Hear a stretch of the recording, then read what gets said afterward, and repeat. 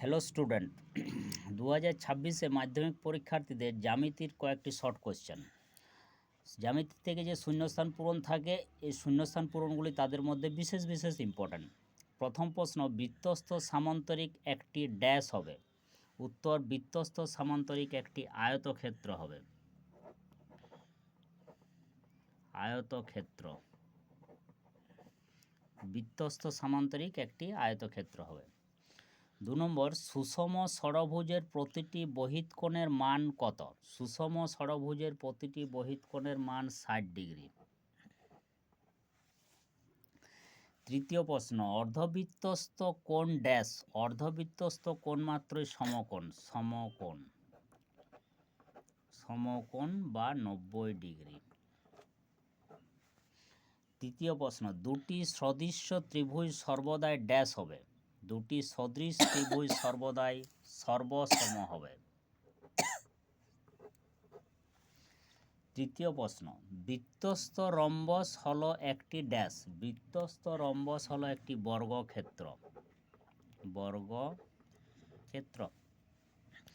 বৃত্তস্থ বর্গক্ষেত্রের ড্যাশ ওই বৃত্তের ব্যাস।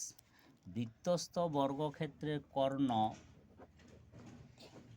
কর্ণ ওই বৃত্তের ব্যাস। দুটি সদৃশকোণী ত্রিভুজের ড্যাশ বাহুগুলি সমানুপাতিক।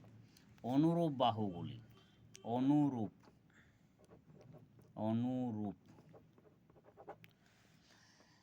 দুটি ড্যাশ ত্রিভুজ সর্বদাই সদৃশ, কিন্তু ড্যাশ ত্রিভুজ সদৃশ নয়। দুটি সমবাহু ত্রিভুজ। দুটি সমবাহু ত্রিভুজ সর্বদাই সদৃশ, কিন্তু সমকোণী ত্রিভুজ সদৃশ নয়।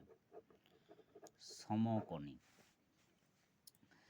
দুটি বৃত্ত পরস্পরকে ছেদ না করলে সর্বাধিক ড্যাশটি স্পর্শক আঁকা যাবে। সর্বাধিক স্পর্শক আঁকা যাবে 4টি। দুটি এককেন্দ্রীয় বৃত্তের সাধারণ স্পর্শকের সংখ্যা কত? দুটি এককেন্দ্রীয় বৃত্তের সাধারণ কোনো স্পর্শক আঁকা যায় না, তাই এর স্পর্শক সংখ্যা 0। দুটি পরস্পরছেদী বৃত্তের সর্বাধিক সাধারণ স্পর্শক ড্যাশটি। দুটি পরস্পরছেদী বৃত্তের সর্বাধিক সাধারণ স্পর্শক 2টি। বৃত্তের বৃহত্তম যা হলো ড্যাশ। বৃত্তের বৃহত্তম যা হলো ব্যাস।